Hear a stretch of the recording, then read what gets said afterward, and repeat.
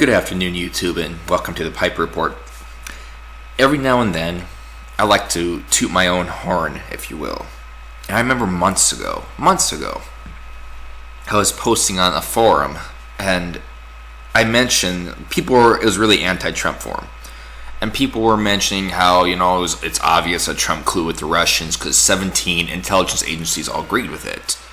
And I argued against this. I was like, no, no one did. It was only a few of them, and they all agreed. They didn't actually do their own research into it. They didn't do their own investigation into the alleged hacking.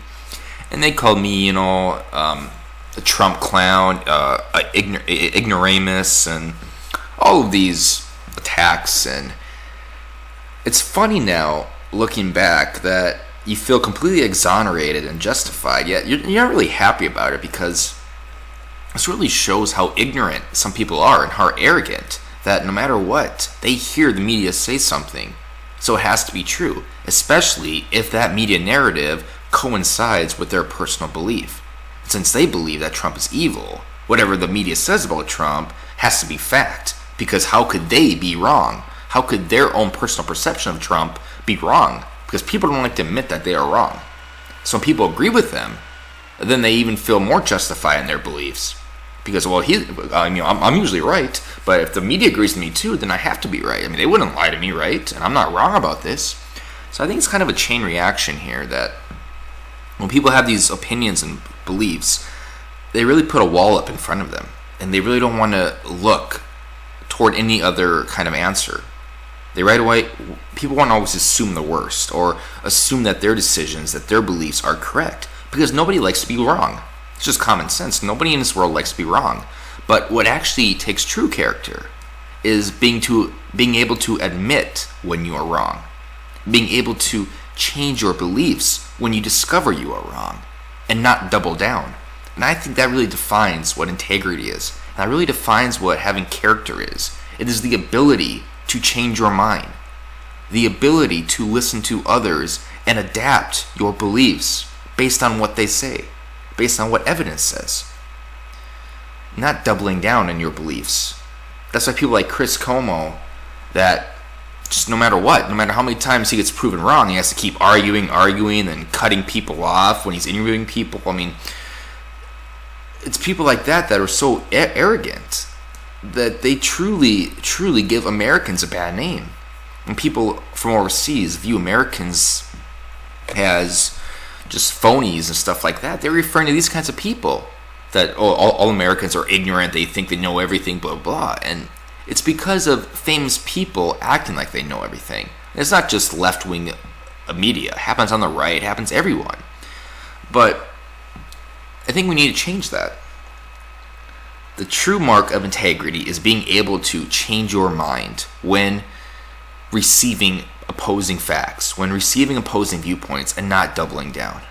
And Katy Tur from MSNBC decided to rehash a false story that's been proven from June, but has been actually proven months ago if you actually read the whole report from the intelligence communities.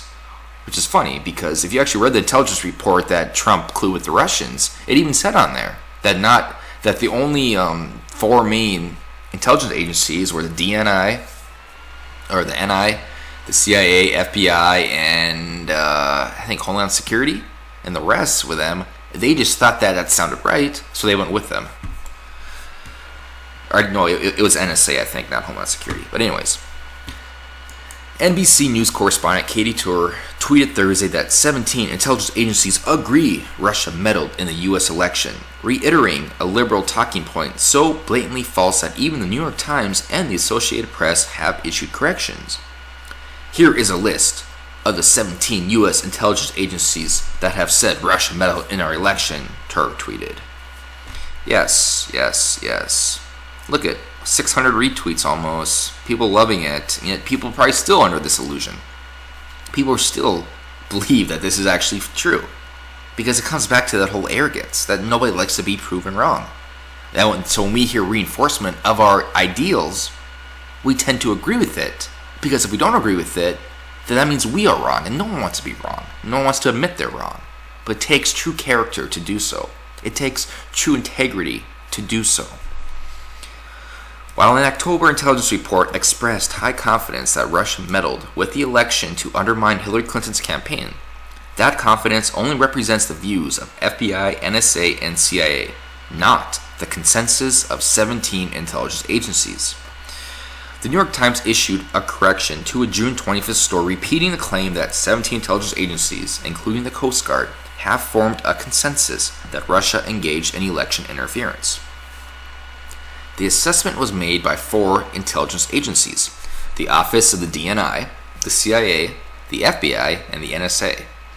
The assessment was not approved by all 17 organizations in the American intelligence community. The Associated Press posted what it referred to as a clarification June 30th, in which it admitted that 4 stories carried the false claim that 17 intelligence agencies backed the assessment of Russian interference in the election. Tur deleted the tweet within minutes, perhaps realizing that the claim had been thoroughly debunked numerous times. Yes, she maybe should have known that before she tweeted, though, because if you're going to be a fair media organization and fair news agency, you have to report on those types of things. When you've been spewing fake news for months, and then it turns out that that fake news, whether you did it on purpose or not, turned out to actually be fake, you should issue a retraction. And you should be careful to make sure that your employees know that it is fake, so they don't carry on this falsified narrative that hurts Donald Trump. You should make sure all your employees know that. Because not only they're making your media organization look foolish, you're making themselves look foolish, and there's still increasing the animosity and hostility we see between people of opposing viewpoints. So I hope MSNBC learns from this. I hope Katy Tur learns from this, that it's time to maybe open your eyes more, to be more fair and impartial in your news reporting, to say the truth for once, if you will. And I'm done.